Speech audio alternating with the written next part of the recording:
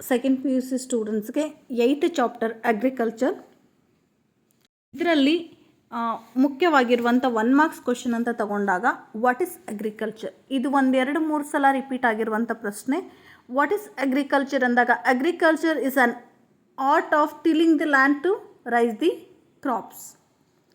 Agriculture is an the art of tilling the land to raise the crops ಅಂತ ಬರೀರಿ. ಇಷ್ಟೇ ಉತ್ತರ ಸಾಕು 1 ಮಾರ್ಕ್ಸ್ಗೆ ಕೇಳಿದ್ರೆ. ಹಾಗೆಯೇ which crops are suitable for dry farming, ಇದು 1-2-3 ಸಲ ಕೇಳಿರುವಂಥ ಪ್ರಶ್ನೆ. Which crops are suitable for dry farming ಅಂತ ತಗೊಂಡಾಗ ಜೋವಾರ್, ಬಾಜ್ರಾ, ರಾಗಿ, ಆಯಿಲ್ ಸೀಡ್ಸ್. 1 ಮಾರ್ಕ್ಸ್ಗೆ ಕೇಳೋದ್ರಿಂದ ಯಾವುದಾದ್ರೂ 2 ಕ್ರಾಪ್ಸನ್ನು ನೀವು ಬರೀರಿ, ರಾಗಿ, ಆಯಿಲ್ ಸೀಡ್ಸ್ ಅಂತ ಬರೆದ್ರೆ ಸಾಕು. ಅದಾದಮೇಲೆ 1 ಮಾರ್ಕ್ಸ್ಗೆ ರಿಪೀಟ್ ಆಗಿರುವಂಥ ಕ್ವಶನ್ಸ್ ಅಂತ ತಗೊಂಡಾಗ which states is the largest producer of vegetables, ಇದು ಹೆಚ್ಚು ಸಲ ಏನು ಕೇಳಿಲ್ಲ. Which state is the largest producer of vegetables, West Bengal. ಈ ಪ್ರಶ್ನೆ ಕೇಳಿಲ್ಲ, ಇಂಪಾರ್ಟೆಂಟ್ ಏನಲ್ಲ, ಆದರೂ ಒಂದು ಸಲ ನೋಡ್ಕೊಂಡಿರಿ. Which is the king of spices, ಇದು ನಿಮಗೆ ತುಂಬ ಸಲ ಕೇಳಿರುವಂಥ ಪ್ರಶ್ನೆ. Which is the king of spices ಅಂತ ತಗೊಂಡಾಗ ಬ್ಲ್ಯಾಕ್ ಪೆಪ್ಪರ್. ಇದನ್ನು ನೆನಪಿಟ್ಕೊಳ್ಳಿ, ಇದು ತುಂಬ ಸಲ ರಿಪೀಟ್ ಆಗಿರುವಂಥ ಪ್ರಶ್ನೆ. ಇನ್ನು what do you mean by catch crops, ಇದು ಅಷ್ಟಾಗಿ ಕೇಳಿಲ್ಲ ಹೆಚ್ಚಾಗಿ ಪ್ರಶ್ನೆಯನ್ನು. ಕ್ಯಾಚ್ ಕ್ರಾಪ್ಸ್ ಅಂತ ತಗೊಂಡಾಗ in area supported by the irrigation vegetables can grow 3 to 4 crops in a year. This source of income is called catch crops ಅಂತ ಹೇಳೋವಂಥದ್ದು. ಈ ಪ್ರಶ್ನೆ ರಿಪೀಟ್ ಆಗಿರೋದು ತುಂಬ ಕಡಿಮೆ, ಅಂದರೆ ಕೇಳಿಲ್ಲ. ಹಾಗಾಗಿ ಇದು ಕಿಂಗ್ ಆಫ್ ಸ್ಪೈಸಸ್ ಏನಿದೆ ಈ ಪ್ರಶ್ನೆ ಮತ್ತೆ ರಿಪೀಟ್ ಆಗಿರುವಂಥದ್ದು, ಅದನ್ನು ನೋಡ್ಕೊಳ್ಳಿ. In mention 2 important beverage crops of India, ಇದು ಸುಮಾರು ಸಲ ಬಂದಿರುವಂಥ 1 marks question. Mention 2 important beverage crops of India, ಪಾನೀಯ ಬೆಳೆ ಅಂತ ಕರಿತೀವಿ, tea and coffee. Tea and coffee 1 ಮಾರ್ಕ್ಸ್ಗೆ ಕೇಳಿರುವಂಥದ್ದು. ಅಗ್ರಿಕಲ್ಚರಲ್ಲಿ ತಗೊಂಡಾಗ ಇದಿಷ್ಟೇ 1 ಮಾರ್ಕ್ಸ್ಗೆ ಬರುವಂಥ ಇಂಪಾರ್ಟೆಂಟ್ ಕ್ವಶನ್, ಅಂದರೆ ಬರಬಹುದಾದಂಥ ಇಂಪಾರ್ಟೆಂಟ್ ಕ್ವಶನ್.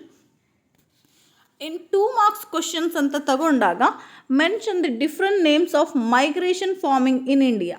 ಇದು ಪ್ರಶ್ನೆ ಸುಮಾರು ಸಲ ಬಂದಿದೆ. Mention the different names of migration farming in India. Jhuming in Assam, Koman in Odisha, Ponam in Kerala, Podu in Andhra Pradesh. ಇದು ಮ್ಯಾಚ್ ದಿ ಫಾಲೋಯಿಂಗಲ್ಲಿ ಕೂಡ ಕೇಳಬಹುದು.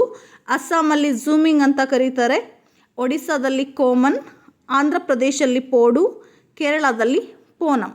ಮೈಗ್ರೇಷನ್ ಫಾರ್ಮಿಂಗ್ಗೆ ಇರುವಂಥ ಡಿಫ್ರೆಂಟ್ ನೇಮ್ಸ್ ಅಂತ ಇದನ್ನು ಹೇಳ್ತೀವಿ. What is mixed farming when it has been introduced in India, ಇದು 2 ಮಾರ್ಕ್ಸ್ಗೆ 1-2 ಸಲ ಕೇಳಿರುವಂಥ ಪ್ರಶ್ನೆ. What is mixed farming when it has been introduced in India ಅಂತ ತಗೊಂಡಾಗ it has been introduced in 1951.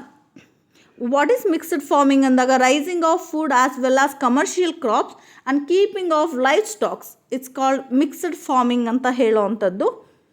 ಇದು ನೋಡ್ಕೊಳ್ಳಿ, ಅಷ್ಟಾಗಿ ಕೇಳುವಂಥ ಪ್ರಶ್ನೆ ಅಲ್ಲ. Different names of migration farming ಒಂದು ನೋಡ್ಕೊಳ್ಳಿ, ಇದು ಕೇಳ್ತಾರೆ. ಇನ್ನು what are aus, aman and boro, ಈ ಪ್ರಶ್ನೆ ಸುಮಾರು ಸಲ 2 ಮಾರ್ಕ್ಸಲ್ಲಿ ಕೇಳಿರುವಂಥ ಪ್ರಶ್ನೆ. What are aus, aman, boro. Aus, rice is sown in May June and harvested in September October. Aman, rice is sown in June July and harvested in November December. Boro, rice is sown in November to December and harvested in March April. ಅಂದರೆ ಭತ್ತಕ್ಕೆ ಸಂಬಂಧಪಟ್ಟಿದ್ದು ಇದು. ಭತ್ತದ ಬೆಳೆ ಯಾವಾಗ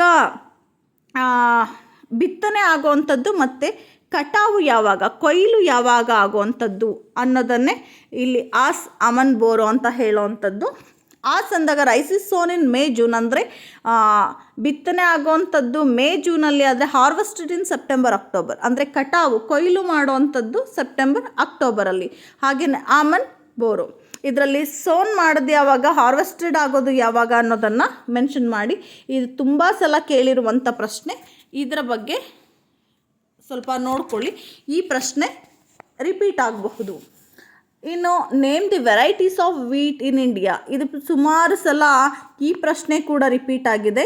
name the varieties of wheat in India ತಗೊಂಡಾಗ there are 4 varieties, 4 variety ಇದೆ. Bread wheat, macaroni wheat, emmer wheat, Indian dwarf wheat ಅಂತ ಕರೆಯುವಂಥದ್ದು. Bread, macaroni, emmer and Indian dwarf wheat ಅಂತ ಏನಿದೆ, ಇದು 4 ಟೈಪ್ಸ್ ಆಫ್ ಅಥವಾ 4 ವೆರೈಟೀಸ್ ಆಫ್ ವೀಟ್ ಅಂತ ಹೇಳ್ತೀವಿ. ಈ ಪ್ರಶ್ನೆ ಕೂಡ ಸುಮಾರು ಸಲ ರಿಪೀಟ್ ಆಗಿದೆ, ಇದನ್ನು ನೋಡ್ಕೊಳ್ಳಿ. ಇದಿಷ್ಟು ಕೂಡ 2 ಮಾರ್ಕ್ಸ್ಗೆ ಕೇಳಬಹುದಾದಂಥ ಪ್ರಶ್ನೆ. ಇನ್ನು 5 ಮಾರ್ಕ್ಸ್ ಕ್ವಶನ್ ಅಂತ ತಗೊಂಡಾಗ 5 ಮಾರ್ಕ್ಸ್ಗೆ ಕೇಳಬಹುದಾದ ಕ್ವಶನ್ಸ್ ಅಂತ ತಗೊಂಡಾಗ ಇಲ್ಲಿ ಕ್ರಾಪ್ಸ್ ಬಗ್ಗೆನೇ ಕೇಳೋವಂಥದ್ದು. ಯಾವುದಾದ್ರೂ ಒಂದು ಕ್ರಾಪ್ ಬಗ್ಗೆ ಅಥವಾ 2 ಕ್ರಾಪ್ ಇಲ್ಲಿ ಬರೋದನ್ನು ನೋಡ್ತೀವಿ. Give an account of the production and distribution of rice in India. Rice ಬಗ್ಗೆ ಕೇಳಬಹುದು, ವೀಟ್ ಬಗ್ಗೆ ಕೇಳಬಹುದು, ಇಲ್ಲ ಶುಗರ್ ಕೇನ್, ಕಾಟನ್.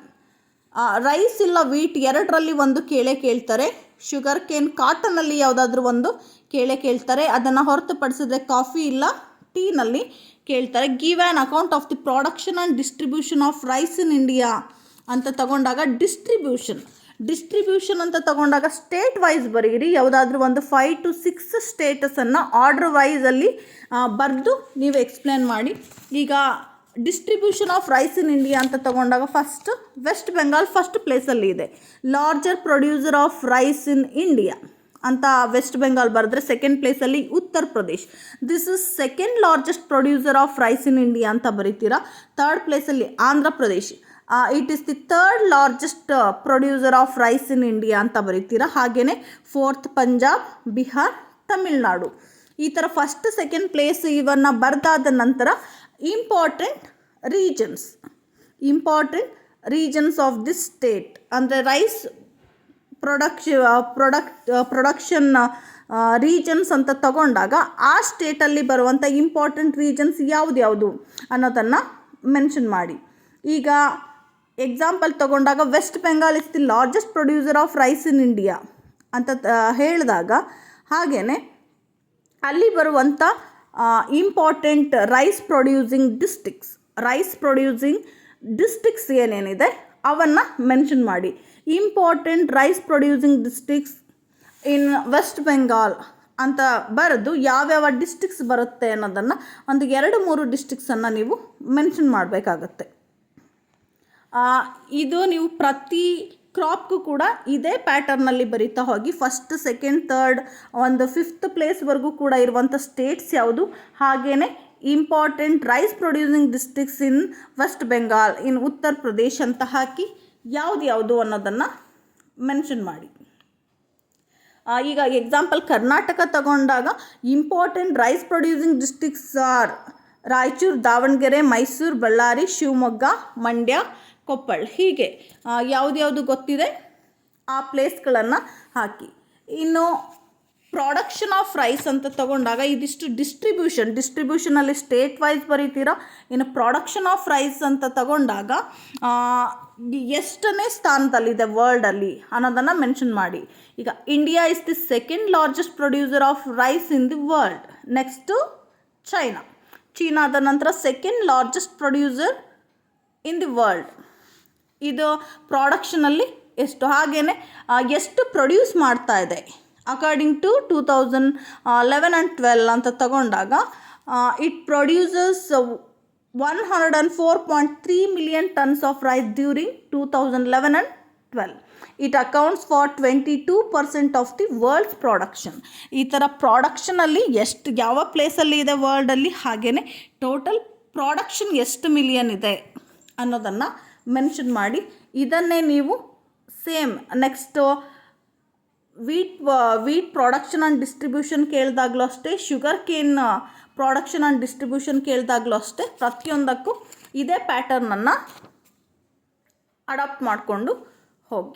ಇನ್ನು next explain the conditions required for the growth of wheat and methods used for wheat cultivation in India ಅಂತ ಕೇಳಿದ್ದಾರೆ. ಇಲ್ಲಿ conditions required for the growth ಅಂತ ಕೇಳಿರುವಂಥದ್ದು ವೀಟ್ಗೆ, ಅಂದರೆ ಗೋಧಿ ಬೆಳೆಯಲು ಬೇಕಾಗಿರುವಂಥ ಗುಣಲಕ್ಷಣ ಯಾವ ಯಾವ ರೀತಿಯ ಪರಿಸರ ಬೇಕು ಗೋಧಿ ಬೆಳಿಲಿಕ್ಕೆ ಅಂತ ಕೇಳಿರೋ ಅಂಥದ್ದು. ಫಸ್ಟ್ ನೀವು ಯಾವುದೇ ಕ್ರಾಪನ್ನು ತಗೊಂಡಾಗ ನೀವು ಕಂಡೀಷನ್ಸ್ ರಿಕ್ವೈರ್ಡ್ ಅಂತ ತಗೊಂಡಾಗ ಫಸ್ಟ್ ಅದು ಯಾವ ಕ್ರಾಪ್ ಅನ್ನೋದನ್ನು ಮೆನ್ಷನ್ ಮಾಡಿ, ಟೆಂಪ್ರೇಟ್ ಕ್ರಾಪಾ ಟ್ರಾಪಿಕಲ್ ಕ್ರಾಪಾ ಅನ್ನೋದನ್ನು ಮೆನ್ಷನ್ ಮಾಡಿ, ಹಾಗೆಯೇ